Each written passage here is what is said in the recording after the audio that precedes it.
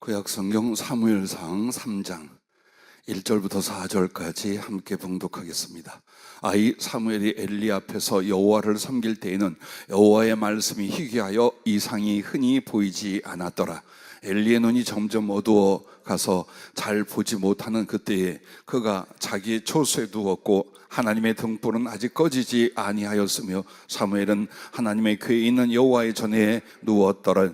여호와께서 사무엘을 부르시는지라 그가 대답하되 내가 여기 있나이다 하고. 아멘. 여호와의 말씀이 내게 임하여 라는 제목을 주셨습니다. 한 번만 같이 해주시면 고맙겠습니다. 여호와의 말씀이 내게 임하여. 우리는 구약 성경에서 많은 하나님의 사람 혹은 선지자의 직분을 받은 사람들에게 여호와의 말씀이 임하다라는 내용으로 성경이 기록되고 시작되는 걸 봅니다. 그러면 우리는 지금은 여호와의 말씀이, 주 예수의 말씀이 우리에게 임할까요? 안 임할까요? 이렇게 말할 수 있습니다. 기록된 성경이 있으니 굳이 여호와께서 친히 우리들에게 말씀할 필요가 있겠는가? 라고 말합니다. 난 여러분에게 권합니다. 구약 성경이나 신약 성경이나 하나님의 말씀은 똑같습니다. 그때에 행하신 일이 지금 이루어지고 지금 행하신 일이 이후에도 이루어질 줄로 믿으시길 바랍니다. 그런데 오늘날에는 여호와의 말씀이 내게 임하여라고 안 하고 성령이 내게 말씀하시기를, 성령이 교회들에게 말씀하시기를 이라고 표현을 합니다. 그만큼 하나님의 영이 어느 사람에게 말씀을 주신 일이 희귀하고 드물었습니다. 구약에는.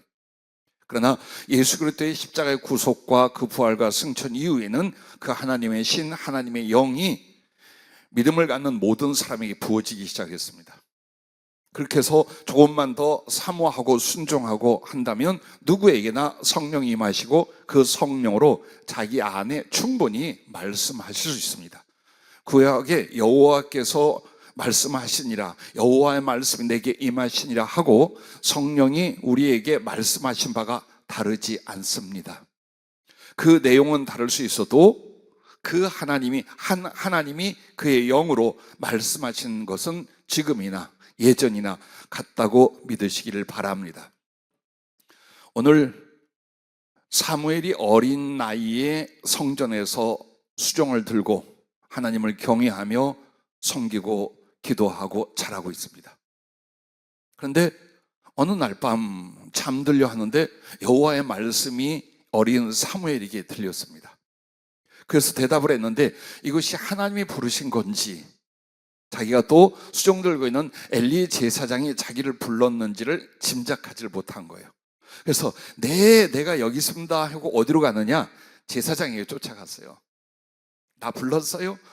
아니 나 안 불렀어. 이러기를 3번 하니 가서 하나님이 지금 너에게 말씀하시나 보다. 가 들어라. 그렇게 해서 하나님 앞에 말씀을 듣는데 그 내용이 바로 엘리 제사장의 집안을 깡그리 하나님이 쳐서 멸망시켜버린다는 내용입니다. 자, 그도 그럴 만한 사연들이 이 사무엘상 앞에서 쭉 나옵니다.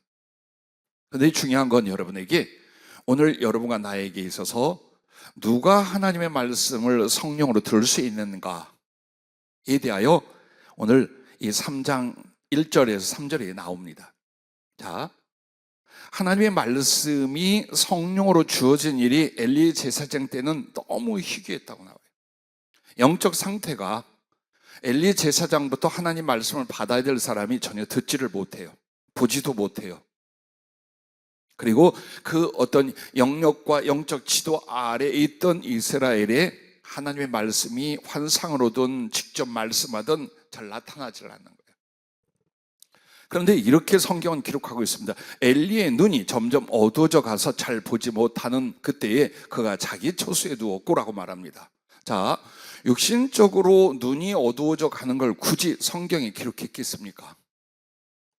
무언가 비교하고 비유할 수 있는 게 있겠죠.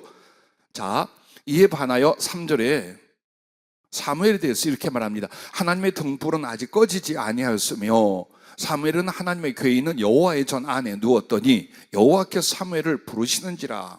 엘리를 부른 게 아니라 어린 사무엘을 불렀어요. 그리고 이 사무엘이 지금 어떤 상태였느냐, 자기도 초소에 있지만 초소에 가지 아니하고 하나님의 성소에 그냥 거기서 수종을 들고 섬기다가 거기에 누워버렸어요. 기도하다. 그리고 여호와의 등불이 아직 꺼지지 않았다라는 것은 그 성소 안에 7금 등대가 불이 밝혀져 있다는 거예요. 7 등대에 불이 밝혀져 있는 것과 그 전 안에 누운 것과 반대로 엘리 제사장은 눈이 점점 어두워서 앞이 보이지 않고 제사장이 성소에 있는 게 아니라 자기 초소에 가서 누워버린 것과 의미를 두고 있다고 느껴지시죠? 자세히 보니까 영적 상태를 말한 거예요. 하나님께 깨어 그의 전에서 기도하는 심령과 상태가 아닌 것과 눈이 어두워졌다는 진리에 대하여 하나님과 그 말씀에 대하여 눈이 어두워진 영적 상태도 그의 육적 상태를 통해 말씀하고 있는 겁니다. 반면 정말 어려서 어린아이가 뭘 그럴까 싶지만 하나님은 깨어 기도하는 사람, 그 말씀에 순종하고 사모하는 사람, 그래서 그 심령이 성전이며 거룩한 성령의 등불을 켜고 있는 사람에게는 얼마든지 나타내시며 말씀할 수 있더라. 그것을 오늘 신약시대 사는 우리들에게도 이 말씀을 주고 계신 줄로 믿으시길 바랍니다. 그래서 항상 여러분이 성령의 말씀을 듣고자 한다면, 그리고 성령의 그 나타나심으로 하나님과의 거룩한 교제와 소통이 되고자 한다면 여러분 말씀과 기도로 깨어 있어야 합니다. 말씀에 대한 사모함과 순종, 성령 안에서 기도 생활이 없으면 바로 1절처럼 여호와의 말씀이 희귀하고 이상이 보이질 않아요. 영적으로 체험했던 사람도 마찬가지입니다. 그래서 하나님의 말씀을 듣고 깨닫고 받아서 순종과 충성하려면 늘 말씀과 기도의 등불이 켜 있어야 하고 주의 전 안에 머무르는 영적 상태를 여러분이 가지셔야 합니다. 왔다 갔다 하면 안 됩니다. 자, 그러면 이렇게 여호와의 말씀이 혹은 주 예수의 말씀이 그 성령으로 우리에게 임하는데 제일 먼저 내게 임한 하나님의 말씀입니다. 자, 선지자들이 항상 남에게 가서 하나님의 말씀이다 하고 전했어요. 그러기 전에 자기 자신을 위하여 말씀을 먼저 주십니다. 예를 들어서 제가 여러분에게 전하는 설교를 받을 때에 우리 교회 식구들에게 이걸 가르쳐야지, 이걸 전하라 하시는구나 라고 하지 않습니다. 나에게 먼저 하십니다. 그리고 또 내 개인적인 것도 말씀을 하십니다. 그래서 여호와의 말씀이 내게 임하다 할 때 여러분은 성령으로 누구에게? 자기 자신에게 먼저 임한 하나님의 말씀을 들을 수 있어야 됩니다. 그것은 외적 부르심과 내적 부르심으로 그 하나님의 말씀이 구별이 됩니다. 그러면 외적 부르심이라는 건 뭐냐면 여러분과 내가 하나님 앞에서 내가 직접 듣는 게 아니에요. 주님의 종이나 성령의 사람으로 말미암아 대신 듣게 하는 걸 외적 부르심이라 그러는 거예요. 자, 아직은 내가 밝히 하나님의 말씀을 듣고 그의 거룩한 비전과 약속과 지시를 받을 만한 상태가 아닐 때는 성령께서 어떻게 하냐? 누군가 주의 종이나 성령의 사람을 앞세워서 하나님의 뜻과 전하는 지시를 듣게 하십니다. 만약 여러분이 순종할 의지 혹은 순종해야 될 상황이 있다면 분명히 그렇게 하십니다. 그렇게 해서 이스라엘 백성들에게 많은 하나님의 선지자들을, 즉 말씀을 받아 대언하는 사람들을 세웠던 이유가 그들에게 하나님의 뜻과 말씀이 절실히 필요하지만 스스로 듣고 스스로 분별할 수 있는 영적 위치에 가 있지 않았기 때문이에요. 자, 때로는 그렇다 할지라도 내가 깨닫지 못했거나 내가 기도하면 듣지 못했던 걸 제2, 제3의 사람들을 통해 내가 성령의 사람이다, 말씀을 직접 받을 수 있다 할지라도 때로는 어때요? 듣게 하십니다.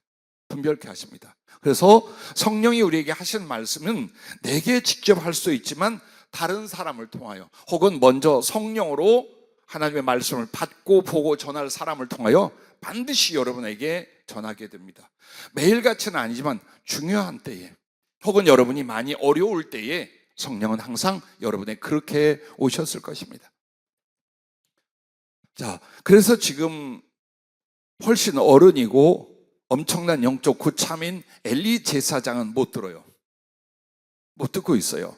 그런데 지금 어린 사무엘에게 대신 하나님의 말씀을 듣고 가서 전하게 해줍니다.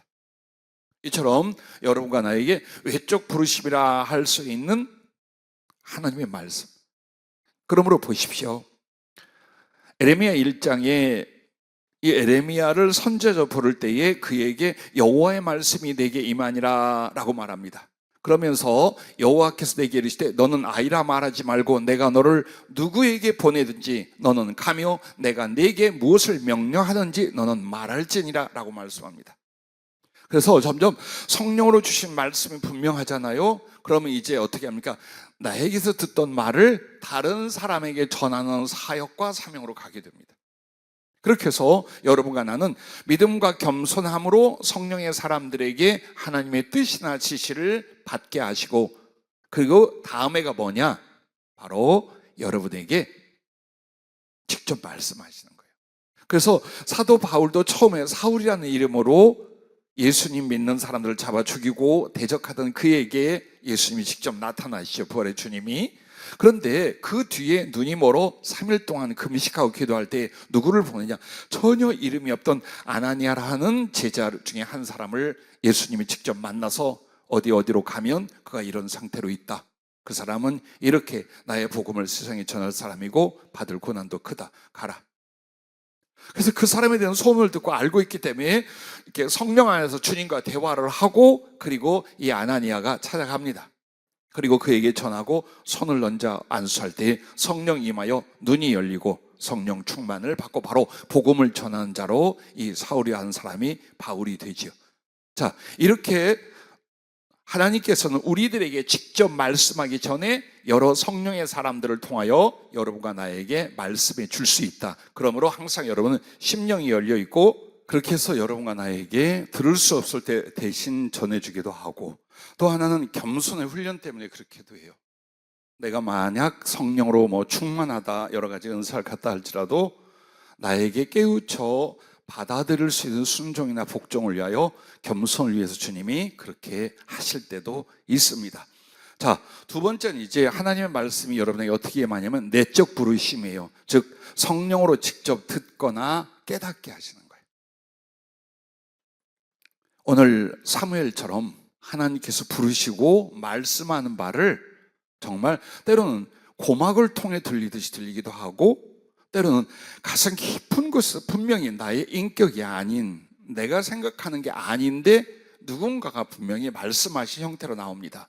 때로는 그 말씀을 소리로 듣고 깨닫게 하며 비전이 보이기 시작합니다. 즉 이상 환상이 보이기 시작을 합니다. 그런 방법으로 우리가 성경 말씀을 직접 읽고 공부하는 것도 있지만, 이 말씀을 기준으로 하여 성령님께서 자유롭게 인격적으로 우리에게 전하고 나타낼 수 있다는 것을 성경을 통하여 여러분 믿으시길 바랍니다. 그래서 요한복음 14장 26절에는 보혜사 곧 아버지께서 내 이름으로 보내실 성령, 그가 너희에게 모든 것을 가르치고 내가 너희에게 말한 모든 것을 생각나게 하리라 라고 말씀합니다. 분명히 여러분이 성령을 받고 성령의 교통이 있잖아요. 그럼 그 성령은 아버지의 주님의 것으로, 아버지와 주님의 이름으로, 아버지와 주님의 인격으로 그 성도에게 감동하고 깨닫게 하고 생각나게 하고 가르치고 그렇게 하십니다. 그래서 여러분들이 이제 조심하는 것만 배운 거예요. 우리가 그동안 한국 교회나 전 세계에서 성령의 나타남으로 그게 온전한 성령이시면 괜찮은데 거기에 섞이거나 혹은 가짜이거나 혹은 사단이 역사하는 경우를 분별 못해서 어려움을 많이들 겪어요. 그렇게 해서 성경이 있으니까 우리는 성령이 하신 말씀을 들을 필요 없다는 악한 결단까지 내리게 됩니다. 그렇지 않아요. 여러분이 믿음의 지식을 가지고 정직한 마음으로 성령 앞에 고요히 들으려고 하잖아요. 하셔요. 어느 것부터 시작하냐? 생각나게 하는 것부터 성령이 하신 말씀이에요.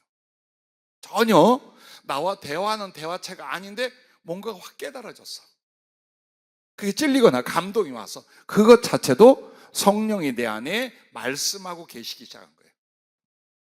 그렇게 하면서 점점 또렷하고 분명하게 하나님이 내게 말씀하심이 나타나게 됩니다. 그렇게 해서 여러분과 내가 정말 성령 안에서 하나님이 내 안에 계시는구나, 내가 예수님과 동행하고 있구나를 알게 하며 위로받고 지시받고 방향을 잡아 나가게끔 만들어 주십니다. 그렇게 해서 여러분들이 대부분 성령의 말씀을 듣는데 성령의 말씀을 저보다 기적적인 방법으로만 들을 수 있다고 생각하는 바람에 여러분이 그냥 무시하고 넘어가는 거예요. 정말 진실하고 예민하여 여러분의 영혼에 주님을 향하여 촉각을 곤두세우고 지금부터 내가 듣고 순종하게 싸우니 가르쳐 주시옵소서, 말씀해 주시옵소서, 깨닫게 주시옵소서 하고 심령을 정직하고 사모함으로 준비를 해봐요. 그러면 생각부터 나요. 예를 들어서 오늘 너 집에서 엄청나게 긁어대더라. 성질 팍팍 내면서 너 사랑을 이야기하지? 이거는 내가 찔려 사는 생각이야 라고 하지 말아요. 왜? 주님께서 그렇게 말씀해요. 주님께서 뭔가 내가 하나님의 선한 일을 순종하고 왔어요. 근데 갑자기 뒤통수에서 뭔가 착 옵니다. 애야, 수고했다. 다른 사람들은 그냥 지나가는데 네가 그 사람을 도왔구나.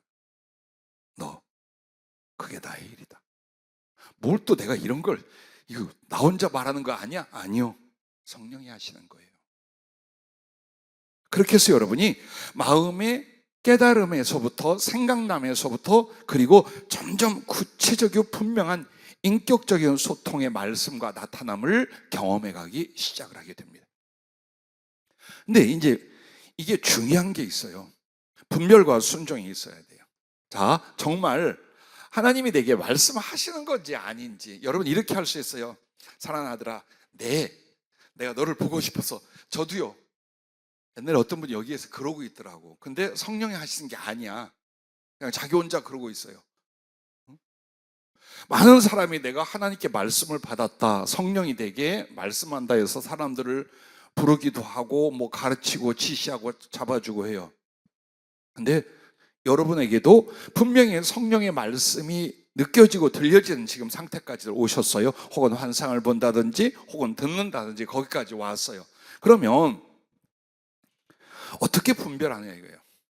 정말로 성령을 통해 여호와의 말씀이 내게 임한 건지 나 혼자 생각한 건지 아니면 그냥 뭐가 집어넣고 혼란을 일으키는 건지. 그래서 이게 분별이 안 되니까 그 휴거 사건이 자주 있었어요. 정말로 갖가지 표적 같아. 그리고 말씀하기를 몇 년도 몇 월 며칠에 예수님이 공중에 재림하고 너희는 하늘로 들어가겠다. 얼마나 큰 패단이 있었습니까? 근데 정말 그들의 신앙도 신실하고 복음도 전하고 다른 것도 순종해요. 자, 어떻게 분별하는가 보십시오. 제일 먼저 성령의 지혜의 은사가 있어야 합니다. 제일 중요한 건 여러분이 성령으로 충만해지면서 지혜적 은사들이 있어요. 지혜의 말씀, 지식의 말씀, 영을 분별함, 예언을 함, 혹은 방언을 통역하고 영적인 해석을 함 등등의 쫙 널려지면 가장 이상적이에요. 그래서 여러분 혹시 불러가지고 내가 말이야 기도했는데 아무개 집사님, 아무개 전사님, 주님 말이야 이렇게 말했을 때 여러분 이렇게 그 사람에게 물어보세요. 그러면 어떻게 보았습니까? 어떻게 들었습니까? 그리고 성경으로 어떻게 말씀할 수 있습니까? 세 가지를 물어보세요. 그래서 그 사람이 난 이렇게 보았고 이렇게 들었고 할 때 여러분도 딱 그 보았다는 걸 같이 이야기를 듣고 들었다는 같이 이야기를 들으면 어느 정도 다 짐작을 해요. 이게 지혜인지 그냥 하는 말인지 여러분의 상식과 지혜 정도면 충분히 자기 말 하는구나 혹은 섞였구나 등등을 분별할 수 있어요. 왜냐하면 성령의 지혜의 은사가 충출해지면요 보고 듣고 깨닫고 말해요. 그렇게 하게 만들어요. 그래서 사도행전 2장 16절부터 요엘 선지자를 통해서 말씀했잖아요. 성령이 임하시면 어떻게 해요? 예언을 하고 환상을 보고 꿈을 꾸고, 그래서 내 남종과 여종에게 성령을 부줄게 그들이 예언을 할 것이고 라고 말합니다. 합니다 분명히. 그래서 내가 듣기는 듣는데 못 봤다라고 하면 너무 여러분이 신중하게 그 말을 두지 마세요. 또 환상을 봤는데 이걸 못 풀잖아요? 그럼 너무 또 마음을 두지 마세요. 그냥 더 은혜의 차원으로만 생각을 하세요. 그래서 환상을 보고 정확히 듣고 그 해석이 나오고 그다음에 성경과 연결할 수 있어야 돼요. 성령의 지혜의 말씀, 지식의 말씀, 이 말씀에 관한 은사들로 성경과 연결해 줍니다. 전부 다. 그리고 나머지를 보고 듣고 깨닫고 전하게 만듭니다. 그래서 영분별할 때 성령의 지혜 은사가 충분하다면 이게 진짜인지 가짜인지 바로 성령이 일러줘요. 그리고 어느 부분까지 진짜고 어느 부분은 인간적인 거고도 분별을 해 주십니다. 그 다음에 두 번째는 성경 말씀에 온전한 지식이 있어야 돼요. 즉 성령님의 나타난 그 말씀이 말씀 자체예요. 그런데 우리가 우리에게 기록되어 준 성경 말씀에 대하여 잘 몰라. 그럼 이게 성경적인지 아닌지. 그래서 성경 말씀은 우리로 하나님의 살아계신 것과 우리로 믿어 구원에 이르는 모든 내용이 있어요. 작은 것 같지만. 그리고 이 지혜의 적용이란 것은 모든 내용과 모든 사상과 모든 말씀을 아우러 충분히 진짜와 가짜, 하나님의 뜻이 무엇인가를 알려줄 만해요. 그래서 영적인 세계의 것을 뭘로 우리가 분별한다? 성경 말씀으로 분별한다. 그래서 여러분이 그가 하는 말이 성경적인지 아닌지를 알 만큼은 여러분이 어때요? 성경 말씀을 가지고 있어야 돼요. 그러지 않으면 분별 못하는 거예요. 그럴듯해요. 자, 하나님 엄마 이야기하는 사람도 있어요. 근데 그거 믿고 그 밑에 들어가는 사람들이 있어요. 성경적으로 가장 기본적인 게 뭐냐? 하나님을 남성형으로 말하거나, 그래서 하나님 아버지라 말하거나, 남성형으로 나왔다 해서 이제는 뭘 갖다 대는 거예요? 엄마도 있으리라. 그래서 어머니의 비유가 있어요.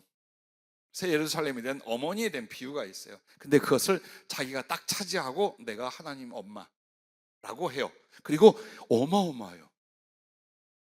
어마어마하게 그 새가 커져요. 자, 아주 기본적인 것도 성경으로 분별을 못하면 우리가 이게 진짜인지 가짜인지를 모릅니다. 그러나 여러분이 하나님 말씀을 가지고 있으면 누군가가 영적으로 말을 했고 하나님께서 내게 이렇게 말씀하는가, 나에 대한 분별도 내가 성경으로 하는 거예요. 내가 경험하면 전부 다 오라, 다 이건 100점짜리가 다 틀림없어, 믿으라니까, 순종하라니까. 아니요. 내게 임한 하나님의 말씀과 거룩한 성령의 나타남을 내가 먼저 스스로 분별하되 은사적으로 분별할 것이요, 성경적으로 분별을 해야 돼요. 성경적으로. 그래서 성경 말씀의 온전한 지식, 그리고 세 번째가 바른 양심이에요. 그것은 착한 마음과 믿음에 대한 이야기예요. 즉 여러분에게 있어서 디모데전서 1장 19절에는 믿음과 착한 양심을 가지라. 어떤 이들은 이 양심을 버렸고 그 믿음에 관하여는 파선하였느니라. 즉 선한 양심과 믿음은 하나예요. 마음속에 악한 것이 자리를 잡고 악한 이익을 쫓고 있는데 믿음은 진실하다, 없어요. 절대 그런 일 없어요. 그래서 영분별, 말씀 분별도 여러분이 정직하고 착한 마음, 올바른 것에 대한 여러분의 믿음의 양심이 서 있어야 돼요. 이게 삐뚤어져 있잖아요. 그럼 이 삐뚤어진 거 가지고 자기가 다 옳다 해요. 절대로 큰일 나요. 그래서 여러분이 사람끼리 조금 속이기도 하고 부끄럽기도 하고 혹은 조금 성질로 내고 해도 성령 앞에, 말씀 앞에 어때요? 이만큼도 여러분이 어때요? 속이거나 자기 양심을 삐뚤어지게 만들어요. 이건 분별하기 전에는 죄와 회개의 문제에서는 가능해요. 하나님 용서할 수 있어요. 그런데 분별을 하는데 내 마음이 악하다, 이기적이다, 탐욕적이다, 정욕적이다, 거기가 쌓여 있어요. 그럼 분별이 어떻게 되겠어요? 그쪽으로 가요. 그래서 항상 우리에게 있어서 착한 양심, 착한 마음과 믿음이 정말 성령이 행하시는 말씀이나 그의 나타남에 대해서 틀림없이 바르게 분별할 수 있다라는 겁니다. 그리고 네 번째가 순종의 의지가 있어야 돼요. 영적 분별에 있어서 어떤가 보자라는 선택이나 자기 기호에 맞는 하나님 말씀을 들어요. 이것부터 망한 거예요. 이건 정말 하나님의 망한 존재예요. 그게 아니에요. 왜 성령의 나타남이 있고 말씀 필요하냐? 순종을 위해서. 그래서 내게 말씀할 때 내가 먼저 순종의 의지를 갖고 청종을 할 때 나의 순종의 의지를 보고 잘못되게 안 하셔요. 여러분의 마음이 잘못되면 하나님도 넘어갈 때가 있어요. 잘못된 걸 경험해서 그걸 고치게 하기 위하여. 그런데 내가 마음이 착하고 믿음이 바로요. 거기에다가 내가 지금 주님 앞에 무엇이든 순종하려고 해요. 근데 주님이 잘못된 것을 섞어지도록 허용하겠어요? 이 착하고 이 순종하는 사람이 잘못되게 두겠냐고. 안 둬요, 절대로. 그래서 여러분에게 착한 마음, 그 양심과 믿음과 함께 순종의 의지는 영분별을 정확하게 성령이 해주신다는 것을 잊지 마시기를 바랍니다. 자, 그리고 이제 또 있어요. 치우치지 않는 중심, 즉 냉철한 판단력이 있어야 돼요. 저도 수십만 번의 기도 중에 몇 번이 틀렸어요. 제 기억에는 몇 번 정도 틀렸어요. 그게 뭐냐? 앞서갈 때예요. 예를 들어서 우리 믿음의 가족들에게 어떤 안타까운 문제가 있어요. 빨리 하나님이 그걸 해결해 주고 응답해 주길 정말 원한단 말이에요. 그런데 내 마음도 그렇게 갈까? 이거 주시옵소서, 주실 줄로 믿습니다. 주님 어때요? 내가 해주마 하고 나오게 돼 있어요. 그 나옵니다. 너무나 이제 학교 문제라든지 뭐 진학 문제 놓고 너무 간절히 이루어 주시옵소서 하고 그 다음에 물어봐. 주님 어떻습니까? 그럼 분명히 된다로 나오게 돼 있어요. 왜? 내 영과 마음이 그쪽으로 치우쳐 있기에 내 스스로 분별력을 잃어요. 혹은 여러분이 또 누군가 저 인간은 망해야 돼. 저 인간 대통령이 되면 안 돼. 저 인간은 어때야 돼? 막 그러잖아요. 치우치게 돼요. 그래서 여러분이 성령의 말씀을 듣거나 거룩한 분별 앞에서는 어때요? 냉철한 마음을, 좌로나 우로나 치우치지 않는 중립적이고 냉철한 마음 자세를 가져야 돼요. 그래서 성령의 음성을 들을 때 항상 그래요. 뭔가 지시를 받을 때, 교감을 할 때는 마음껏 기뻐하고 사랑하고 아파하세요. 그런데 뭔가 지시가 되거나 예언이 되거나 할 때는 여러분이 어때요? 냉철해져야 돼요. 좌로나 우로나 나의 생각과 마음이 먼저 가면 영분별 혼란이 일어난다. 그렇게 해야 돼요. 그래서 영분별 할 때는 치우치지 않는 냉철한 마음과 자세가 있어야 돼요. 그리고 더 기도해야 돼요. 그 내용에 대하여 더 몇 분이. 근데 이게 귀찮거나 그러지 않고 너무 확신을 해서 그냥 행동하고 말하잖아요. 틀릴 수 있어요. 그래서 여러분이 중요한 문제면 문제일수록, 예를 들어서 뭐 갑자기 여러분이 기도하는 주님이 경자야, 내가 너를 사랑한다. 주에게 받습니까? 틀리면 그건 할 필요 없어. 그거 영분별 할 거 없어. 왜? 다 알잖아. 그리고 그건 너무나 당연하다. 그런 건 괜찮은 거야. 근데 딱 네 남편이 오늘 나가서 차에 칵친다 뭐 이런 이상한 소리가 들렸어. 그때는 어때? 딱 분별을 하는 거야. 예를 들자면, 그래서 너무나 보편적인 주님과의 사랑과 교제에 대해서는 여러분이 분별하려고 할 거 없어요. 당연한 거예요, 그거는. 그런데 남에 관한 중요한 문제, 지시가 되거나 명령 혹은 예언이 되거나 하는 부분은 어때요? 살짝에 여러분이 또 기도해봐. 한 번 더 기도해봐. 그렇게 해서 그 확증이 나와야 돼요. 내가 그걸 7번을 기도했는데 같은 응답이었다. 그리고 더 자세히 말씀했다. 그때는 어때요? 맞아. 그렇게 해서 우리가 나누고 받고 해야 됩니다. 자, 그리고 마지막 7번째가 성령의 지혜의 사람에게 분별을 받는 거예요. 내가 어느 정도의 분별을 할 수 있으면 다 가슴으로 받고 은혜로 여기고 순종하여 가면 돼요. 그런데 조금 혼란이 오거나 혹은 더 깊은 것이 있어 보이거나 혹은 내가 모를 때는 성령의 지혜의 사람에게 분별을 받는 것이에요.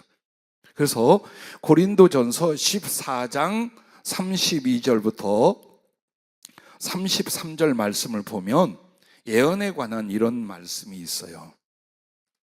여러분에게 소개해드리면, 예언하는 자들의 영은 예언하는 자들에게 제재를 받나니 하나님은 무질서의 하나님이 아니시오 오직 화평의 하나님이시니라 라고 말합니다. 이 말은 예언하는 자가 예언하는 자에게 제재를 받는다는 것은 통제 혹은 점검 혹은 지시를 받는 거예요.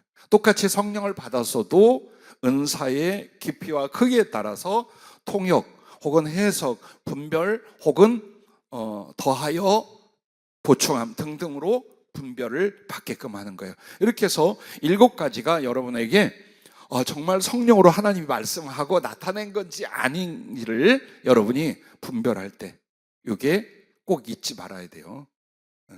지금 노트 안 하는 사람은 녹화된 거 보고 노트를 따로 하세요. 그렇게 해서 다시 한번 보세요. 그럼 내 스스로에게 내가 분별할 수 있고, 분별하고 나면 어때요? 즐거이 순종하면 돼요. 그렇게 믿고, 그렇게 행동하고, 그렇게 감사하고, 그렇게 사랑하면 될 줄로 믿으시길 바랍니다. 자, 그렇게 해서 여러분이 말씀에 대해서 어떤 내용이냐가 중요한 게 아니에요. 하나님이 하셨느냐, 성령으로 그분이 하셨느냐 안 했느냐가 중요한 거예요. 우리는 하나님 앞에 왜 그걸 나에게 말하느냐, 혹은 어떤 내용으로 왜 그걸 했느냐를 따질 이유가 아니에요. 왜? 우리가 어떻게 하나님의 높고 높은 그 지혜와, 그리고 모든 걸 분별하는 하나님의 통찰력과 나를 향한 계획과 사랑을 우리가 어떻게 알아요? 그래서 여러분이 이 내용이 대체 나한테 마음에 들어 안 들어, 내가 이해가 돼 안 돼, 이성적으로 그렇게 하지 말아요. 이것이 정말 성령으로 하나님이 우리에게 말한 거냐 아니냐를 보고 여러분 어때요? 즐거이 순종할 수 있도록 하면 되는 거예요. 그렇게 해서 여러분 점점 내게 임한 하나님의 말씀에 순종함으로 성령 안에서 주님과의 교제와 그 다음에 말씀의 능력과 그 성취를 여러분은 반드시 얻게 합니다. 즉 하나님의 말씀이 내게 임한 걸로 경험으로 끝나지 않는다 이 말이에요.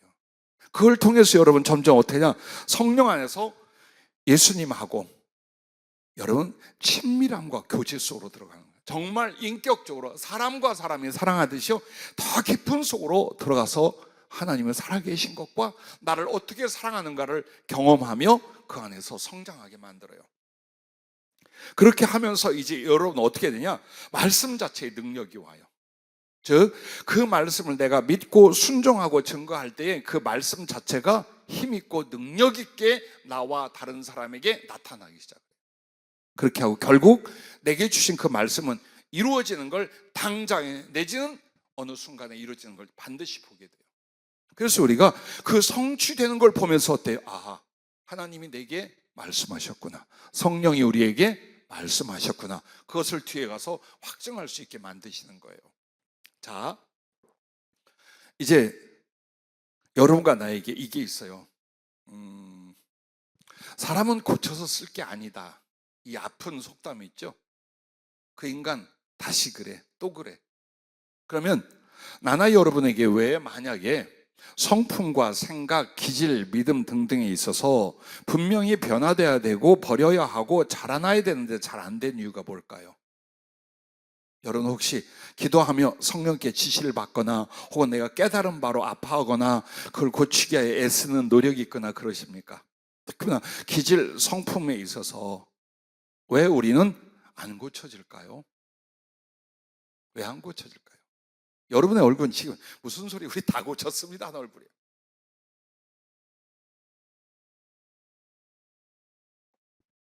이게 성품으로 싸우려고 하니까 그래요. 육적인 기질과 성품을 육적인 다른 성품과 기질로 이걸 이기려고 그래요. 근데 얘네 둘은요 연합되어 있어요. 서로를 미워하고 서로를 쳐서 꺾질 못해요. 절대 안 돼요. 그래서 얼마 못 가. 그럼 우리가 어떻게 영혼의 변화, 성품과 존재적 기질의 변화를 일으킬 수 있느냐? 말씀으로 말미암아요. 모든 생각과 감정과 판단과 방향을 여러분이 성경 말씀 혹은 성령이 하신 말씀을 딱 잡고 하나씩 순종하고, 순종이 안 될 때는 기도하며 그걸 꺾기 시작해봐요. 금방 바뀌어요. 근데 그렇게 안 해요. 한번 성질이 나거나 삐지거나 속에 이상한 생각이 들잖아요. 그 육신적 감정과 생각을 붙잡고 매달려서 거기에 다 꼬꾸라지고 자빠지는 거예요. 그래 놓고 이제 조금 정신나면 내가 왜 그랬지? 그러니까 마음의 혈기나 낙심이나 기타 부정적인 감정과 생각이 올 때 그때 뭘로 다스려야 돼요? 말씀으로 다스려야 되는 거예요. 즉 말씀으로 다스린다는 이거예요. 성경에 뭐라고 써 있느냐, 그것만 자기에게 명확하게 강력하게 가르쳐야 되는 거예요. 자기가 자기에게 성경에 뭐라고 써 있는가, 예수님이 뭐라고 하셨는가, 이렇게 해야 되는데 그게 아니에요.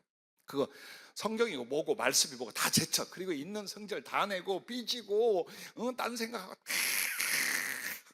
그래요. 절대로 안 꺾여요. 그래서 여러분에게 성경을 읽고 말씀을 받은 것을 깨우치고 생각나게 하는 것도 성령님이고, 또 인격적인 지시나 혹은 성경을 정해 주시는 그 말씀도 성령님의 것이에요. 그때 여러분이 그게 작게 들리든 잠깐의 스파크를 일으키는 감동이 오든 그걸 잡고 거꾸로지려 하고 순종하려 하면요, 강력한 능력이 나와요, 여러분과 나에게. 그래서 언제나 여러분과 나는 내 기분에, 내 자존심에, 내 이익에, 내 감정에, 그건 망해. 죽는 날까지 안 바뀌어. 그 사람은요, 안 바뀌어요, 절대로.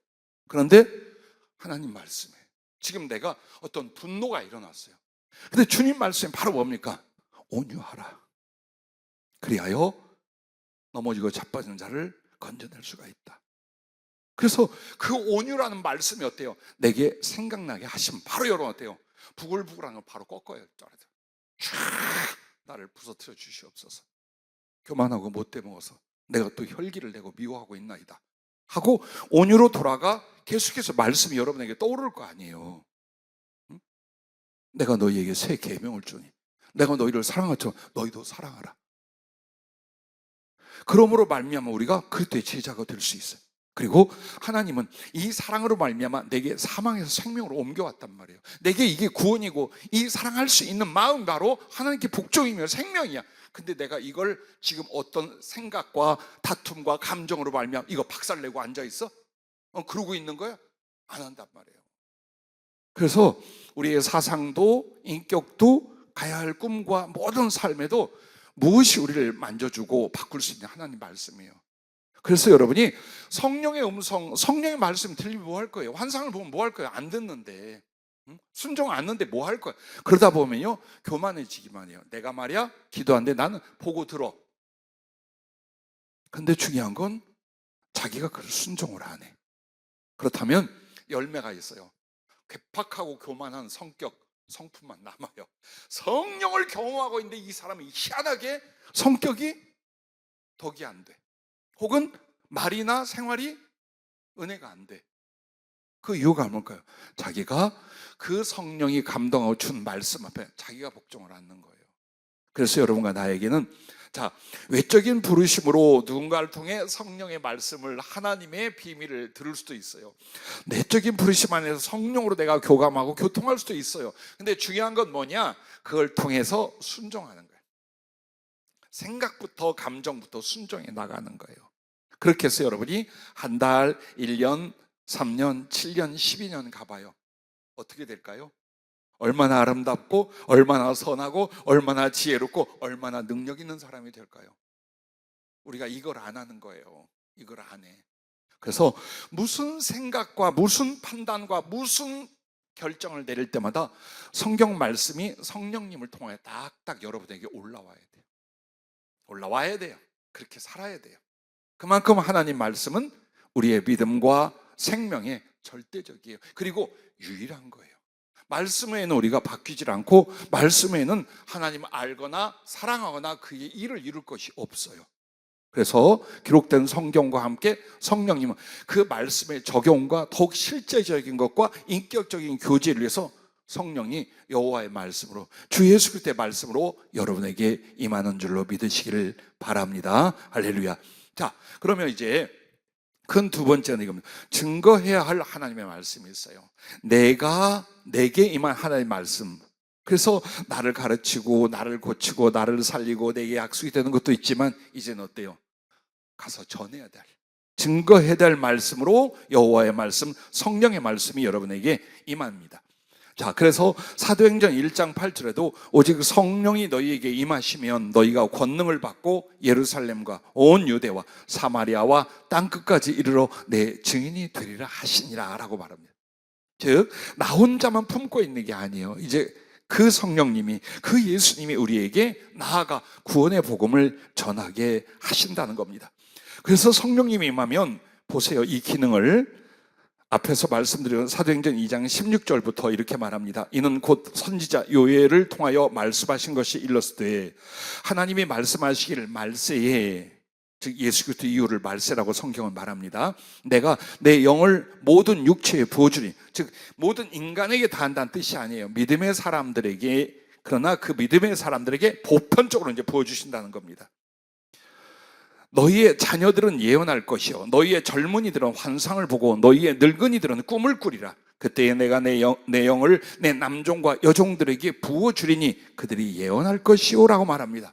자, 보세요. 여기에서 성령의 기능은 보고 듣고 말하게 하는 거예요. 전하게 하는 거예요. 세 가지 기능. 즉 우리의 인격과 가슴에 맺혀지는 하나님의 사랑과 은혜도 있지만 이제 복음을 위하여 여러분부터 보고 듣고 전하게 하는 거예요. 성령이 이 기능을. 그래서 여러분들이 환상을 보거나 말씀을 깨닫고 또 성령과 교통이 일어나고 하는 게 혼자 먹고 마시고 잘 살고 잘 놀아라 그 말이 아니에요. 이제 충분히 은혜를 받고 길이 됐으면, 도구가 되었으면 그분의 말씀을 받아 다른 이들에게 복음을 전하라는 거예요. 그렇게 하기 위해서 더욱 분명하고 확실하게 해야 돼.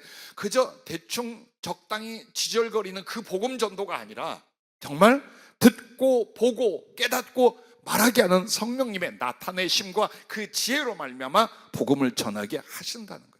그래서 여러분들에게 그냥 가서 복음 전해라, 그냥 가서 선교지가 선교라고 안 했어요. 오직 성령이 임하시면.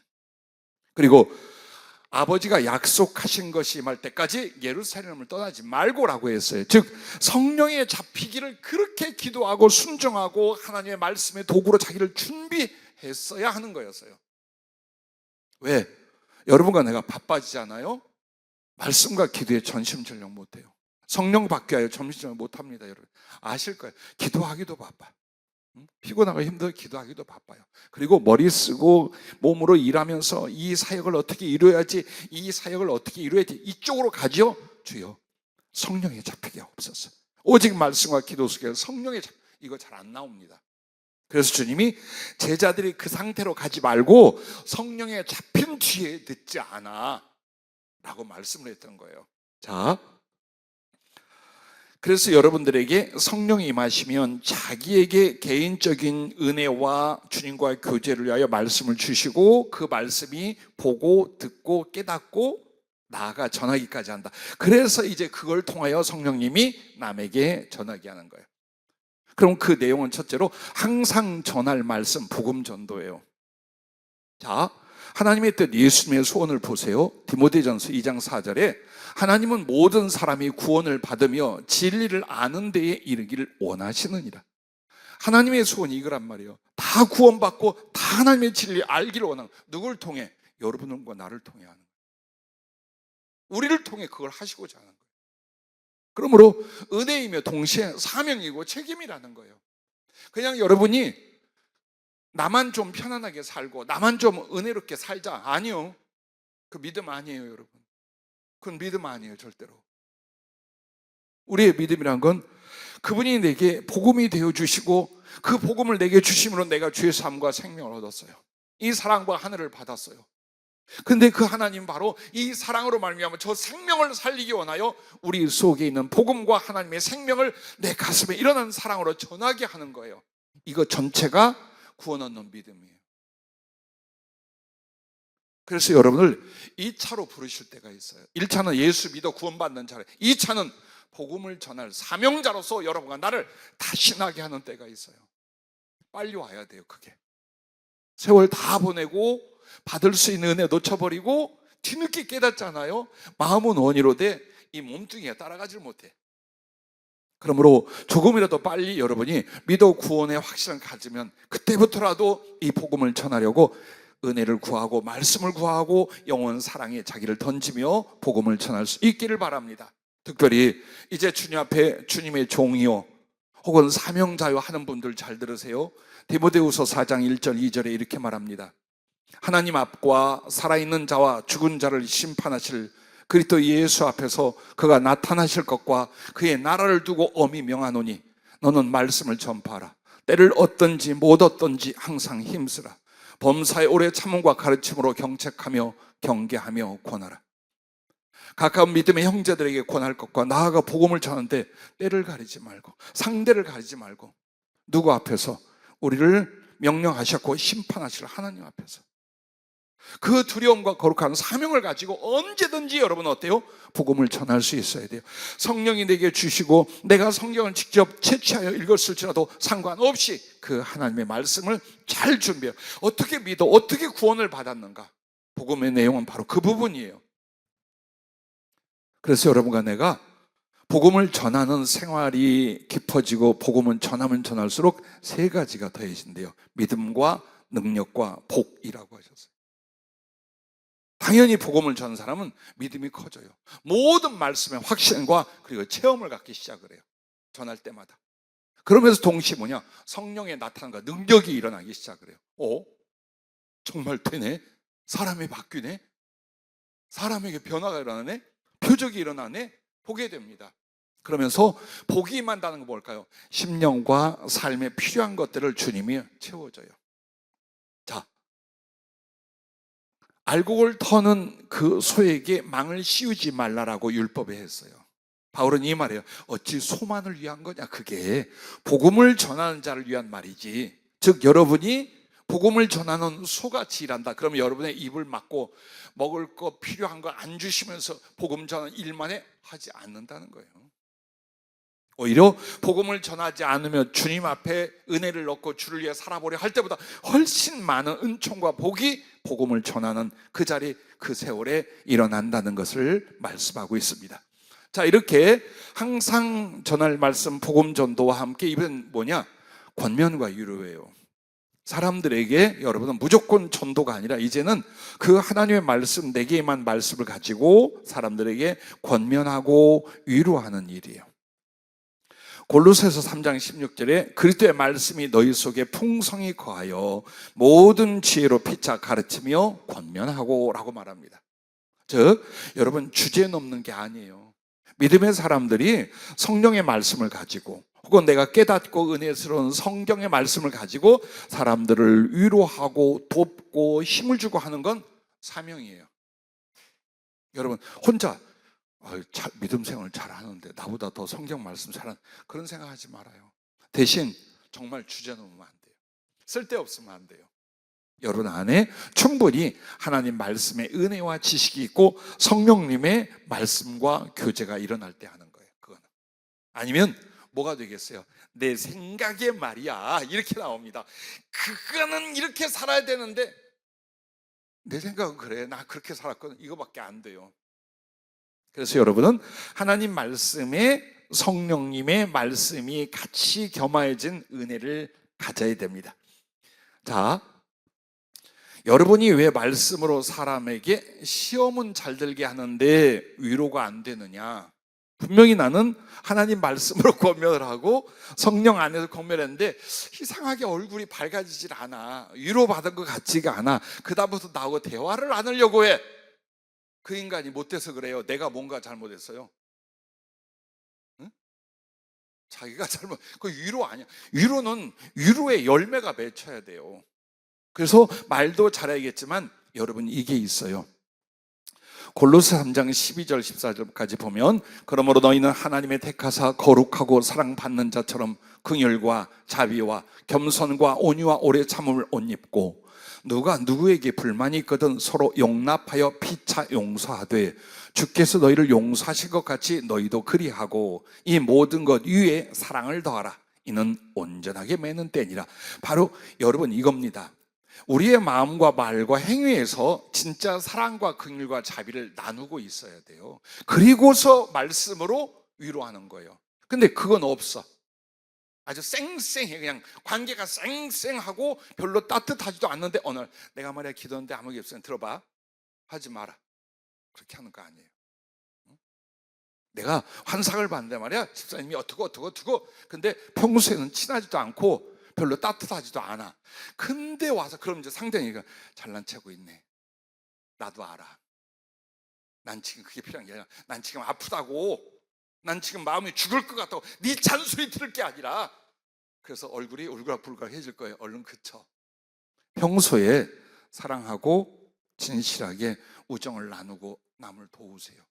그러면 내 마음에 그 사랑 따뜻함 안에 성령의 말씀이 와요. 진짜 위로가 뭔지, 진짜 사람을 권면하고 위로하는 게 뭔지. 그래서 여러분을 거치고 나면 상처가 치유되고 슬픔이 기쁨이 돼야 돼요. 낙심이 소망이 될 수 있어요. 그게 위로야. 그걸 여러분이 하셔야 되는 거예요.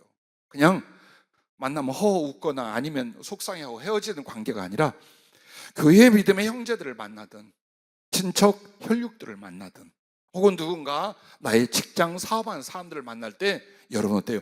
복음 다음에 전할 게 권면과 위로예요. 왜? 성령은 내게 끊임없이 그렇게 해요. 그죠?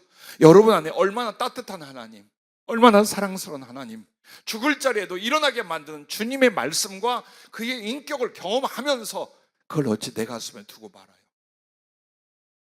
그래서 여러분이 어때요? 항상 남에게 잔소리나 책망이 아니에요. 위로가 필요해요.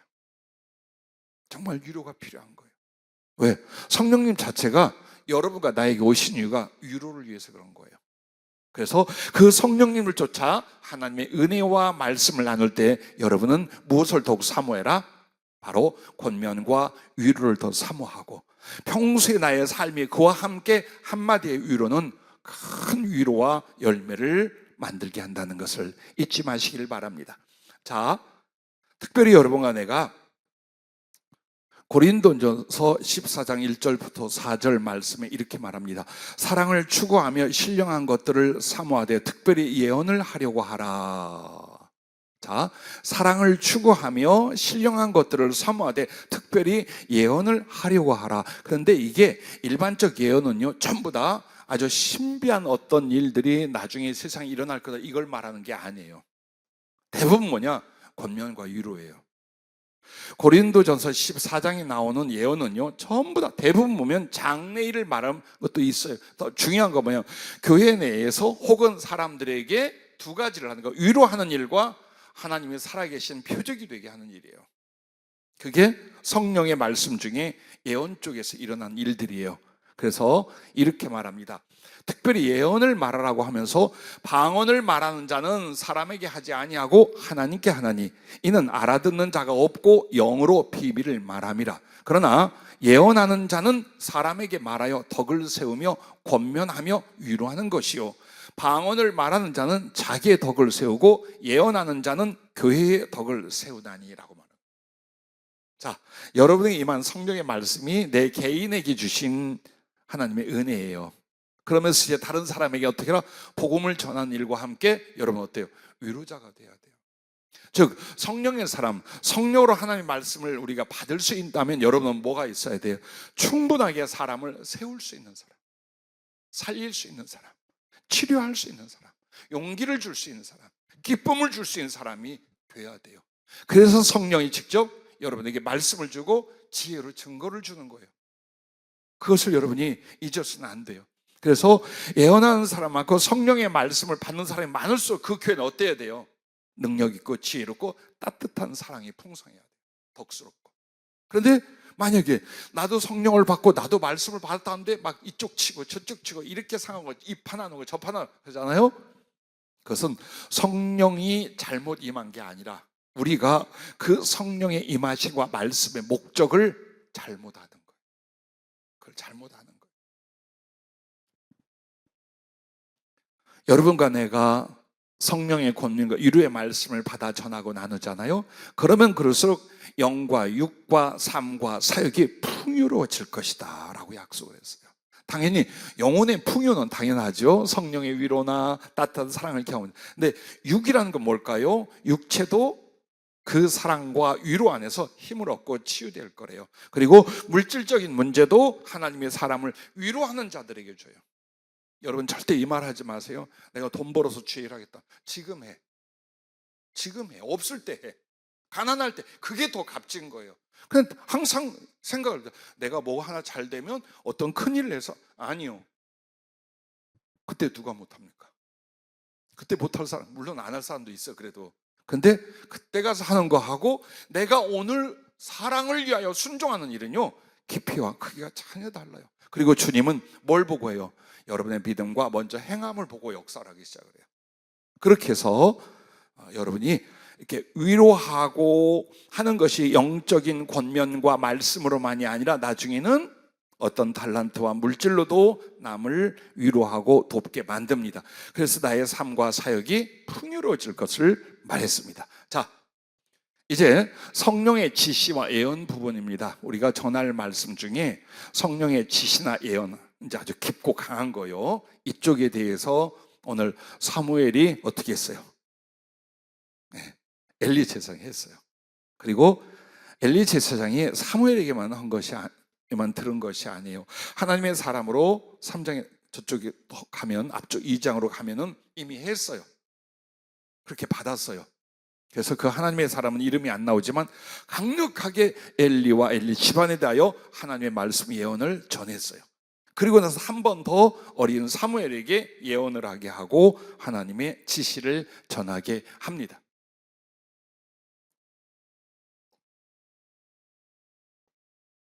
성령이 부어진다거나 혹은 하나님의 사랑을 전해주거나 축복의 약속을 전하는 건 즐거워요. 어디라도 가서 할 수 있어요. 저 미국이나 호주에 가서도 한 적이 있어요.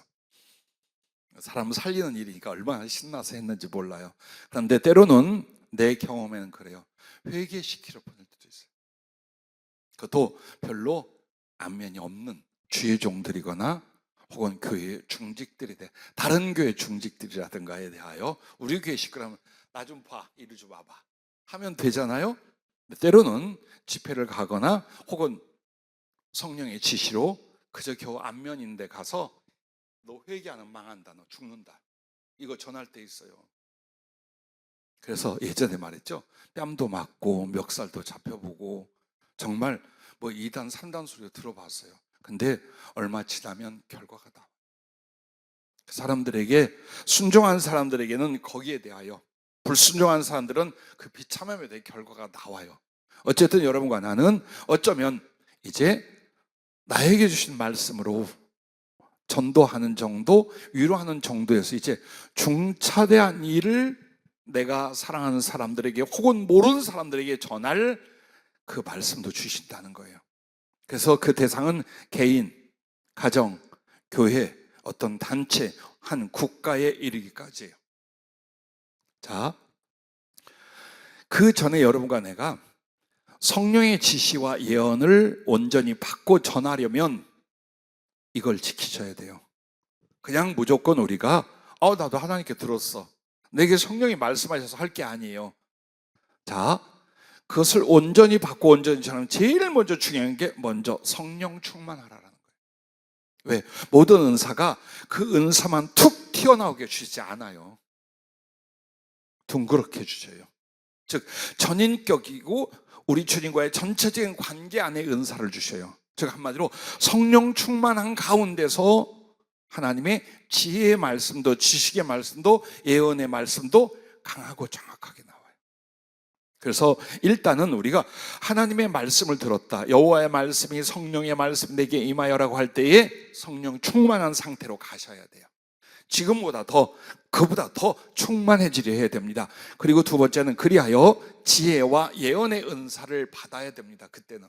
자, 웬만큼 우리가 하나님의 말씀과 성령의 지혜를 가지고 전도도 할 수 있고요, 얼마든지 위로할 수 있어요. 그런데 이제 아주 중차대한 문제를 가서 이게 하나님의 뜻이다, 장차 하나님이 이렇게 할 것이다, 너희들은 이렇게 복종해라, 안 그러면 이렇게 된다라고 할 때는 여러분 어때요? 객기로 하시면 안 돼요. 확 일어나, 내가 말이야 가서, 아니요, 정확해야 돼요. 그래서 성령 충만한 가운데 뭐가 와야 돼요? 성령 충만하더라도 주어지는 은사들이 다를 수 있어요. 예를 들어 여러분이 병을 고치고 귀신을 쫓아내고 있는데 지혜 쪽이 안 열리면 예언은 안 와요. 와도 띄엄띄엄해요. 어떤 하나님의 지혜도 잘 안 와요. 그러면 우리가 전하는 말씀과 예언은 어느 쪽이냐? 지혜 쪽이에요. 즉 하나님과의 직접적인 성령 소통 쪽이에요. 그래서 여러분이 지혜 쪽 은사와 예언을 받고 그리고 정확하게 전해야 됩니다. 세 번째는 말씀의 지식을 온전하게 구비해야 됩니다. 이 말은 언제나 우리가 성령이 우리에게 말씀하시면 가서 전하면 된다고 하잖아요. 그렇지 않아요. 그 바탕과 분별이 어디에 있다고 그랬어요? 성경에 있어요. 그래서 여러분이 성경 말씀을 모르잖아요. 그러면 내가 받은 게 옳은지 그른지도 분별 못해요. 그리고 성령이 전하시고자 하는 게 뭐냐? 성경 말씀이에요. 그 성경 말씀을 구체화시키고 예언화시키고 명령화시킨 게 뭐냐? 성령의 지시와 예언이에요. 결국에는 뭐냐? 성경 말씀이에요. 그래서 여러분이 성경 말씀에 대한 지식이 없는데 예언이 오고 가서 이걸 전하라 했다, 위험해요. 그건 위험해요. 그래서 하나님 말씀의 지식이 온전하게 내게 구비를 해놓고, 그 다음에 네 번째는 전하는 표현의 지혜를 예비해야 돼요. 자, 성령의 나타남과 말씀을 받았어요. 그때 여러분이 그것을 남에게 전해야 돼요. 얼마나 큰 지혜가 필요한 줄 압니까? 나는 분명히 하나님 뜻인데 저 사람 거꾸로 져버렸어. 저 사람 상처받고 교회 떠났어. 저 사람 완전히 나하고 왼수됐어. 그럼 뭐가 문제예요? 성령님께 잘못 받은 게 아니라 이제 여러분이 그걸 전할 때의 지혜예요. 덕을 세워야 되고, 그리고 그 사람에게 가장 어때요? 받아들이기 쉬운. 그래서 여러분 받는 것보다 더 어려운 게 뭔 줄 알아요? 전하는 지혜예요. 남에게 권면하고 전하는 지혜예요. 그래서 그것을 여러분이 기도하고 훈련하고 잘 준비를 해야 돼요. 주님께서 예를 들어서 이런 예를 들면 상당히 살벌한데, 착한 우리 배봉지 사모님 3개월 내에 죽을 테니까 준비해라, 이걸 이제 전하라고 그랬어. 근데 이렇게 전했더니 아주 목사님 웬 농담을 하는 얼굴이에요. 근데 전해야 돼. 어떻게 해야 될까? 예, 갖다 대놓고 죽을 준비해라 보다는 어떻게 해요? 주님이 3개월의 시간 안으로 만나시려 하거나 하늘나라를 준비하고 계신데, 이렇게 하면 조금 더 이 땅에서 그 사랑을 준비하게 할 것이고, 이렇게 하시면 아마 한 3개월 정도면 주님이 그 영광 가운데 데려가실 겁니다. 왜? 괜찮죠? 똑같이 3개월 뒤에 죽는단 말이에요. 어떻게 전할 거예요? 겁주기에서 전하는 겁니까? 회개를 위해서라면 무섭게 말할 수 있어요. 그러나 오늘 하나님의 계획과 뜻을 선한 은혜로 전했는데 살벌하게 만들 거예요? 공포에 잡히게 만들 거예요? 그래서 여러분이 하나님의 말씀을 내가 받는 것도 중요한, 남에게 전할 때 덕을 세워야 돼요. 지혜가 있어야 돼요. 그렇지 않고 여러분이 환상을 보고 막 듣잖아요. 남에게 기관총 쏩니다. 그냥 막 쏴대기 시작합니다. 다 여기저기 다 넘어져요. 그래서 한국교회의 예언에 대하여 상당히 터부시하고 막아버린 이유가 그런 것 때문에, 정확히도 않은 내용을 덕스럽지 않게 막 떠들었어. 그래서 교회가 혼란해지고 막 나누어지고 영적 갈등이 생기고, 이게 수십 년 동안 있었어요. 그래서 여러분과 내가 하나님께 받은 은혜와 훈련이 뭐냐? 우리는 제대로 받자. 대신 전할 때는 지혜롭게, 아름답게, 덕스럽게, 이것까지 함께 준비하는 거예요. 그래서 저나 우리 교회 모든 주의종과 사명자들, 성령의 사람들은 어디를 가든지 은혜를 끼치고 하나님의 뜻을 이루되 덕스럽게, 사랑스럽게, 지혜롭게, 이걸 명심들 하셔야 돼요. 자, 그렇게 하고 그 다음에 이게 있어요. 영혼을 품고 사랑하는 인격이 되어야 됩니다. 제일 문제점이 요나가 왜 니느웨에 안 가려고 그랬어요? 거기에 증오와 원한을 못 푸는 거예요. 이 아수르가 세계에서 가장 악랄하고 잔인한 나라예요. 사람을 잡아서 산채로 껍데기를 벗기고 창에 찔러 걸어놓고 목을 잘라 들고 다니고 가족 전체를 다 그렇게 죽이고, 이렇게 해서 완전히 침략한 나라에 공포로 벌벌 떨어 꼼짝도 못하게 만든 나라예요. 많이 당했어요. 주변 국가 당했지만 이스라엘도. 그런데 거기로 하나님이 너희가 회개하는 하나님 진노가 임한다고 가라라고 했어요. 요나 가슴속에서 내가 안 가고 만다.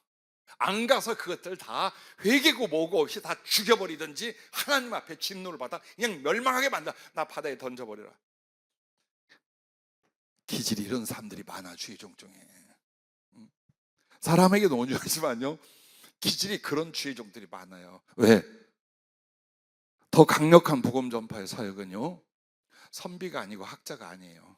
전사여야 돼요. 정말 팔다리가 부서지고 목숨을 잃는다 해도 그 거룩한 하나님의 목적을 위해서 자기를 던질 수 있는 전사들이어야 돼요. 그러다 보면 기질이 강할 수 있는데, 요나는 그때 하필이면 그게 발동. 나 죽여버려, 차라리 죽어. 나 저 왼수 같은 것도. 증오가 정리가 안 되는 거예요. 그래서 결국 주님께 혼나고 연단받고 갔잖아요. 가서도 어떻게 하냐? 사흘길을 다니며 전해야 되는데 한나절 전하고 산에 올라가 저것들 어떻게 죽나 보자. 하나님의 불이 어떻게 떨어지냐. 그런데 보니까 임금서부터 그 전한 말씀을 듣고 금식하며 다 회개하는 거예요.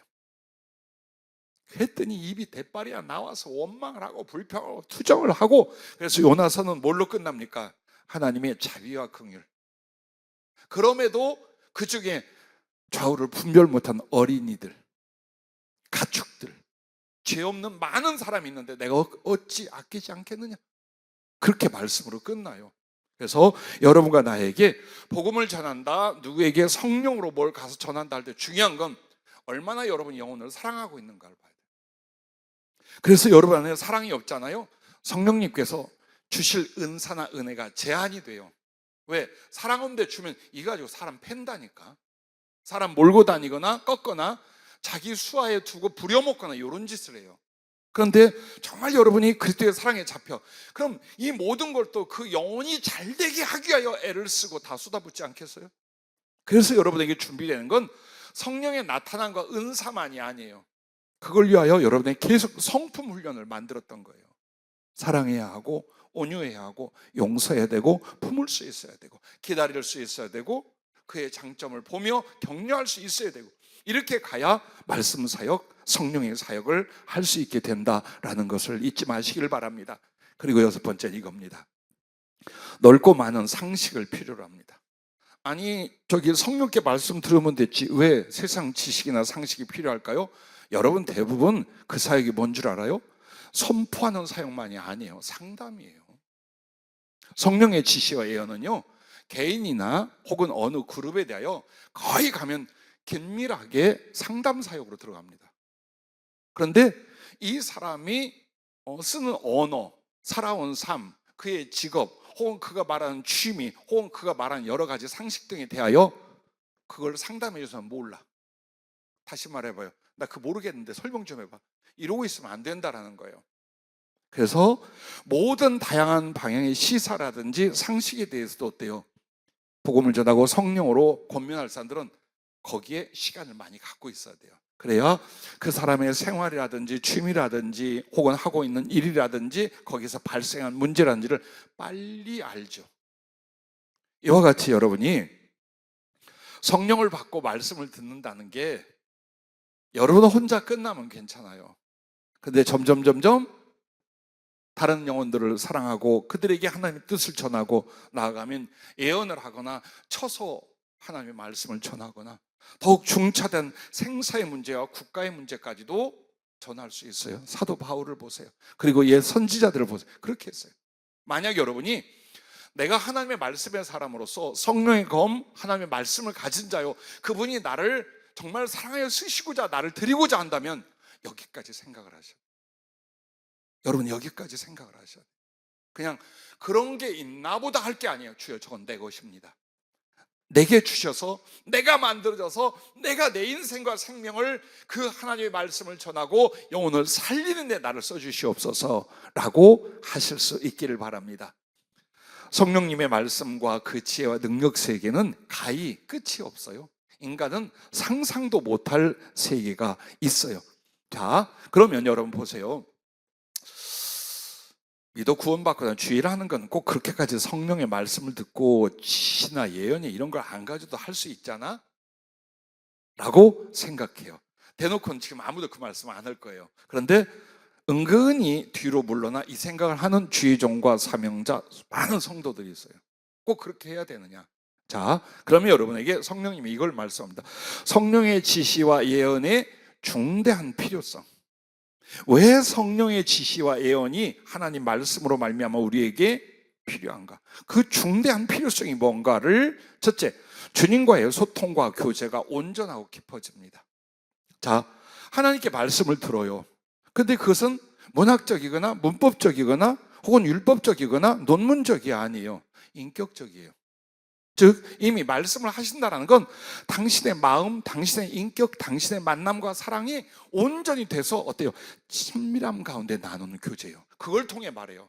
들어라 해서 이렇게 하는 게 아니에요. 예를 들어서 작은 소개하는 이거예요. 쟤는 별명이 있어요. 성령께서 부르시는 큰아들, 이 나라를 보느냐? 예, 이런 게 안타깝고 이러기로 앞으로 이와 같은 일들이 있을 것이고 사람들은 이런 선택을 하거나 이런 잘못된 선택으로 말미암아 어떤 결과가 올 거다. 주여, 그러면 우리가 기도하는 것 외에 어떻게 해야 됩니까? 너는 누구에게 가서 이 말을 전하고 어디에 가서 이야기를 해라. 혹은 이렇게 기도하고 내가 하는 일을, 내가 너에게 미리 말한 일이 어떻게 이루어지는가를 보기만 해라 라든가, 이렇게 친밀한 교제를 통해요. 그리고 그렇게 지시하고 뭘 말하는 것만 안 해요. 내가 오늘 너를 얼마나 기다리고 있었는 줄 아니? 너 바쁘게 막 힘들게 있어서 내가 너에 가서 네 어깨를 건드리지 않았어. 그러면요, 계속 너만 따라다녔지. 그래서 네가 만날 사람, 네가 하고 싶은 거 다 끝나고 이제 교회 갈 때까지 내가 같이 다녔어. 이건 진짜예요. 진짜로 주님이 하신 거예요. 그렇게 합니다. 그렇게 해서 단지 예언이나 어떤 지식과 지혜를 캐내게만 하는 게 아니에요. 정말 하나님이 때로는 아버지처럼, 어머니처럼, 때로는 어떤 친구보다 더 친밀하게 당신의 존재성과 인격성으로 교제하고 친분을 만들어가요. 그게 사랑 아니겠어요? 그래서 여러분이 누구에게나 성령은 와 계셔요. 근데 그 성령이 말씀할 수 있도록 여러분이 사모하여 기도하고 깨어 그 말씀을 갈망하면 점점점 증진돼 간다 이 말이에요. 그리고 두 번째는 형제와 이웃에게 권면과 위로를 주님의 뜻과 마음으로 나눌 수 있어요. 자, 집사람이 저한테 매일 하는 말이 그예요. 초상을 당하거나 어려움을 겪거나 질병이나 환난을 당한 사람을 많이 만났는데 해줄 말이 없더라는 거예요. 그냥 힘을 내라, 하나님이 사랑한다, 기도하면 된다, 이렇게 일상적인 얘기 외에는 해줄 말이 없는데, 이제 제 기준 은사 때문에 하는 거예요. 그러면 가장 중요한 건 하나님이 이 사람들을 향하여 어떤 마음이시며 어떤 계획이시며 어떤 뜻이 있는가를 알고, 그리고 이 사람들에게 있는 아픔이나 상처나 혹은 문제나 마음의 소원 등을 역시 알아. 그래서 이 두 가지를 서로 연결해서 그들을 권면하고 위로할 때에 사람의 말이나 인간적인 판단이 아니라 하나님의 마음, 하나님의 계획, 하나님의 사랑으로서 충분히 전하고 위로하고 나눌 수 있잖아요. 그게 필요한 거예요, 우리들에게. 그래서 여러분이 누군가를 만났어요. 그때에 여러분과 나에게 얼마나 효과적인 위로와 전도가 될 것인가는 여러분이 성령의 지혜와 주신 말씀의 깊이, 그 가마력, 여기에 달려있다는 것을 잊지 마시기를 바랍니다. 자, 세 번째는 복음 전파의 표적이 됩니다. 어떻게 복음 전파의 표적이 되는가? 고린도전서 14장 24절에 보면, 그러나 다 예언을 하면 믿지 아니한 자들이나 알지 못한 자들이 들어와서 모든 사람에게 책망을 들으며 모든 사람에게 판단을 받고 마음의 숨은 일들이 드러나게 되므로 엎드려 하나님께 경배하며 하나님이 참으로 너희 가운데 계신다 전파하리라 라고 말했어요. 즉 예언이라고 하는 건 남이 다 알고 있는 걸 말하는 게 아니에요. 숨어 있거나 모르는 걸 드러내는 거예요. 그래서 장래 이야기까지 나오는 거예요.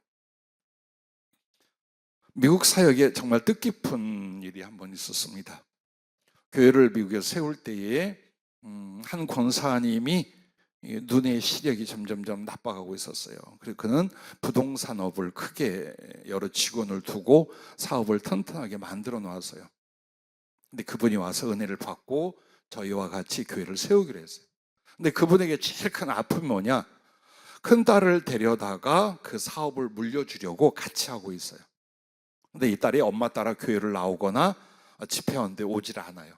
그리고 그 권사님한테 사정사정을 해서 우리 딸 한 번만 만나달라고, 그리고 주의 뜻이 뭔가를 좀 전해달라. 그렇게 해서 그럼 내가 본인이 원하면 그렇게 하겠습니다 했더니 만나겠다. 대신 엄마 없는 데서. 그래서 그 사무실로 갔어요. 다 사람 물리치고 혼자 있는데 30이 채 안 된 28인가 아마 된 아주 유수한 대학을 졸업하고 경영학 쪽을 공부를 했어요. 즉 부동산 쪽은 아니에요.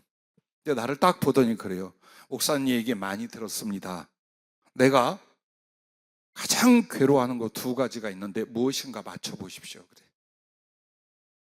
자기가 정말 괴로워하고 힘들어하는 두 가지가 있는데 목사님 맞춰보래 나더러.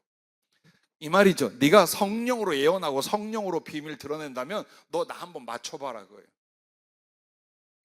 이때 주님 망신 내 망신 이제 당하냐, 아니면 정말이 하나님이 살아계시고 그 하나님을 증거할 수 있냐, 그 순간이에요. 근데 딱 일러주시는 거예요. 하나는 엄마하고 같이 있는 게 너무 싫어. 너무 일방적이야. 그래서 자유롭게 큰 이 청년들에게 엄마, 더군다나 지금 앓고 있는 엄마에게서 받는 스트레스가 말도, 그러니까 무조건 엄마를 떠나고 싶은 거예요. 그리고 두 번째는 이 부동산업이 마음에 안 들어. 이거 자기는 아무리 떼돈을 주고 재산을 다 넘겨줘도 안 하고 싶어. 그냥 내가 하고 싶은 일을 하고 싶은 거예요.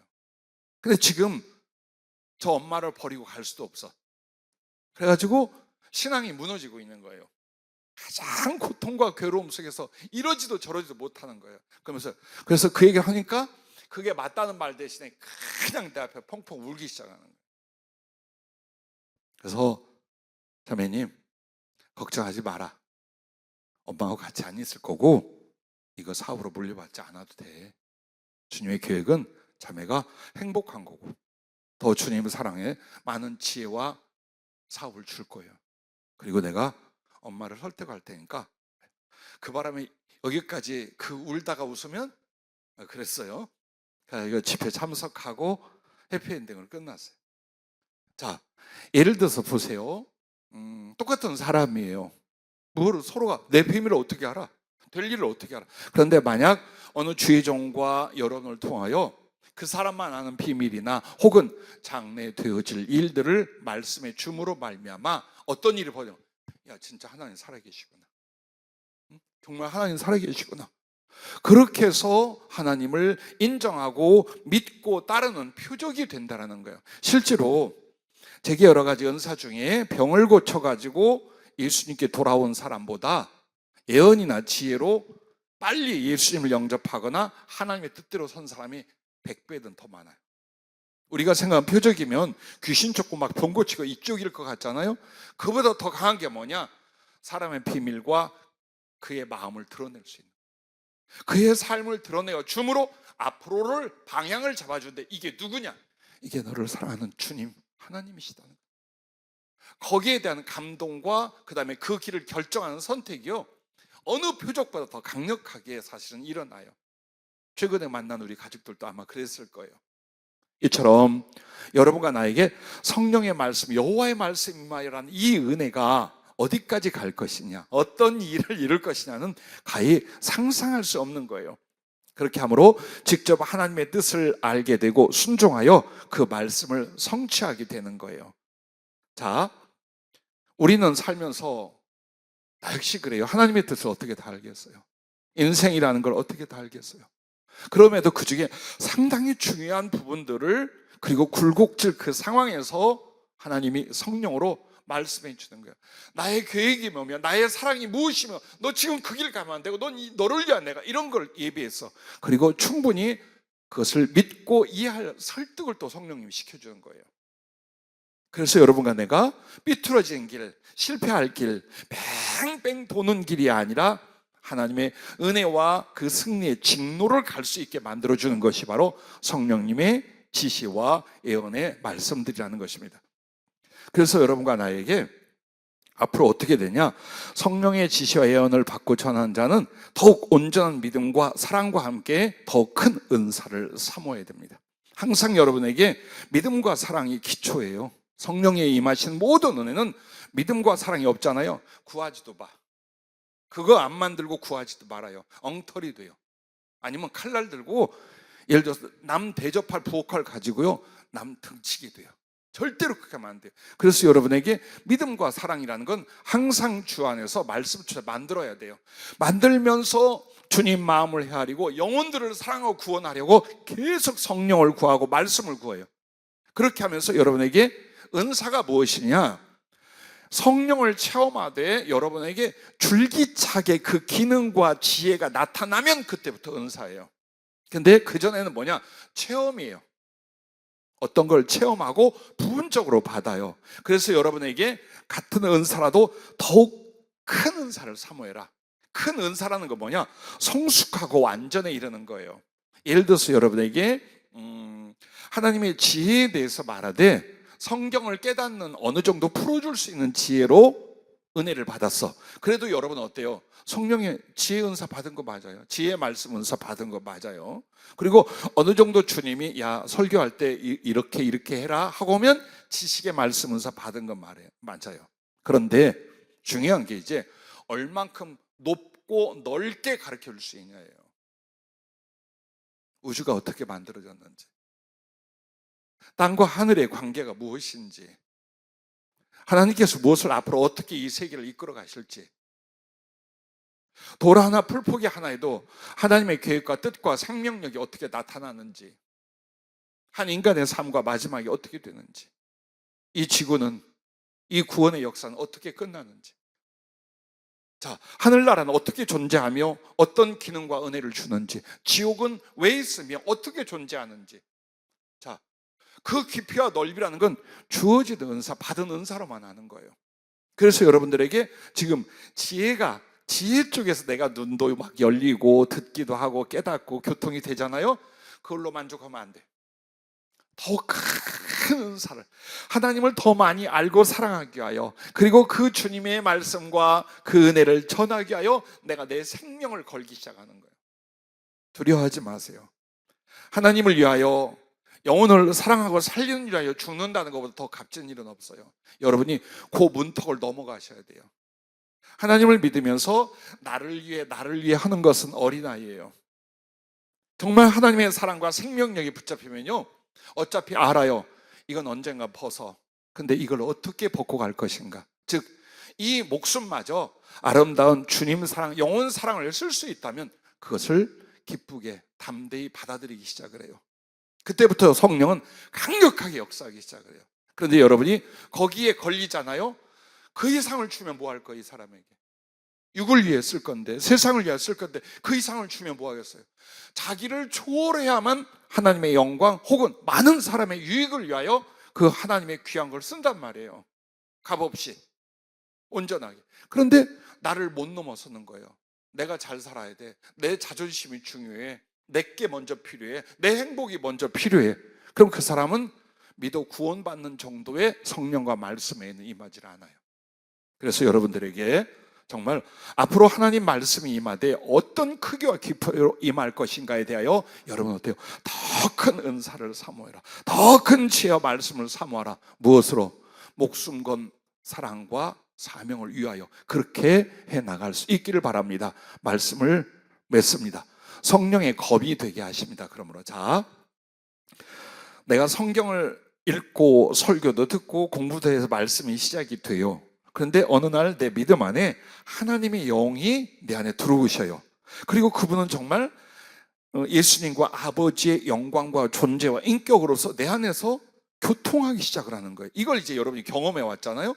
근데 그 교통이 그냥 교통이 아니라 전부 다 뭘로? 말씀으로 하셔요. 그래서 환상을 봐도 말씀이고, 무언가를 깨달아도 말씀이고, 기적을 나타내도 하나님 말씀으로 말미암아 해요. 그렇게 해서 그분이 이제는 성경 문자로만 알던 하나님과 말씀을 그분의 지혜와 인격과 적용으로서 내게 하시기 시작을 하더라. 그렇게 해서 내가 거기에 내가 순종하고 나를 만들어 가면서 위로하고 전도하고 나아가서 성령이 지시한 대로 하나님의 말씀을 전하기 시작을 했어.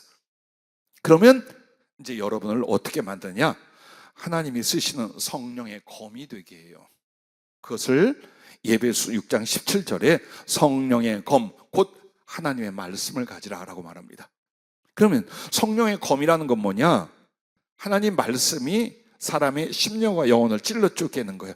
죽음과 생명을 나눠 생명으로 가게 해. 사단과 하나님과 갈라서 이 가운데 붙잡히는 존재를 하나님 쪽으로 가게 한다는 뜻이에요. 내 속에 있는 악하고 더러워 회개할 수 없는 죄성을 찔러 쪼개는 것이 하나님 말씀이라 이 말이에요. 이처럼 절대로 넘어갈 수 없고 나눠줄 수 없는 존재라도 하나님의 나라와 생명과 의의를 위하여 하나님 말씀 어때요? 부서뜨리고 치료하고 사람을 살려내는 거예요. 그런데 여러분이 어때요? 그 도구로 쓰임을 받는다는 거예요. 즉, 나 하나만 겨우 말씀으로 믿음을 갖는 게 아니라 내가 증거하고 전한 말씀으로 사단과 죄의 세력을 부서뜨리고 한 영혼이 위로받고 하나님의 사랑을 알게 하고 하나님을 나보다 더 사랑하게 만드는 거예요. 뭘로? 내가 받은 말씀 전함으로 말미암아. 그렇게 사역하고 그렇게 되는 사람을 성령의 검, 하나님의 말씀을 가졌다고 에베소 6장의 사도 바울은 말하는 거예요. 그러면 그게 구체적으로 지혜의 은사와 말씀의 능력이 더 크게 됩니다. 이제 하나님께서 지혜는 뭐냐? 제한하지 않고 가르쳐 주는 거예요. 그게 지혜의 깊이가 크게요. 즉, 그 사람이 엄청난 지혜자 혹은 지능이 높아진 자가 아니에요. 하나님이 말씀하고 보여주기 시작합니다. 주님, 그런데요, 우리가 이 세상을 떠날 때 우리의 몸과 영은 어떻게 될까요? 몸은 이제 필요 없어. 그거 화장해도 되고 매장해도 상관없어. 어차피 그 몸으로 쓰지 않아. 하늘에서 너희를 위하여 새로 준비한 신령한 몸이 있어. 바로 그것을 위하여 내가 직접 부활했는데 그 능력, 그 지혜, 그 사랑의 몸을 네가 가질 거야. 그리고 그 몸은 너의 나라야. 네가 받는 분깃이야.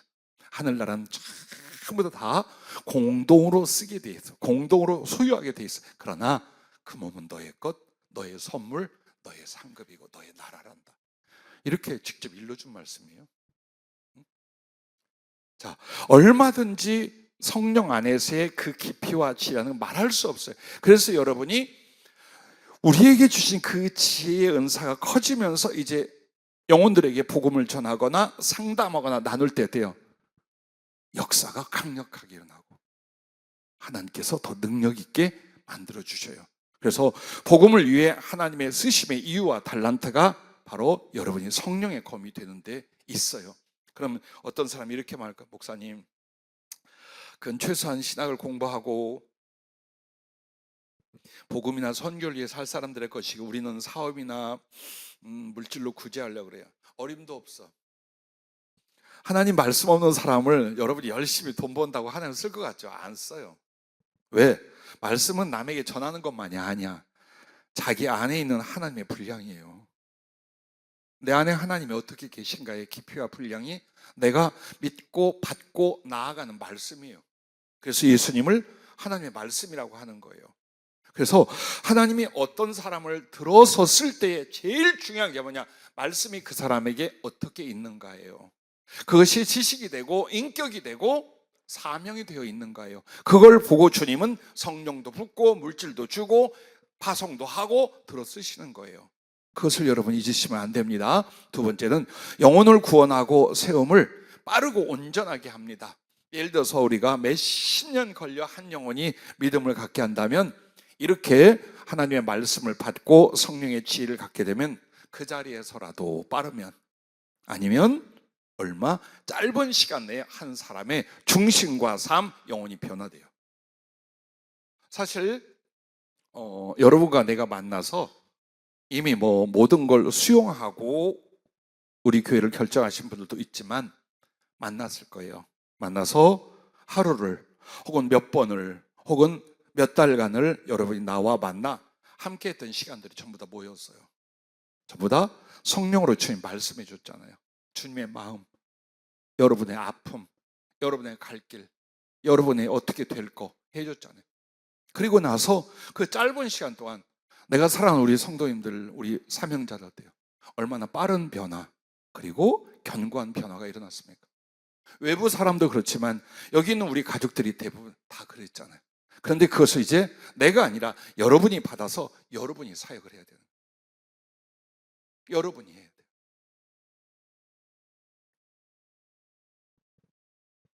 초대교회의 성도들과 사도들의 사역을 봐봐요.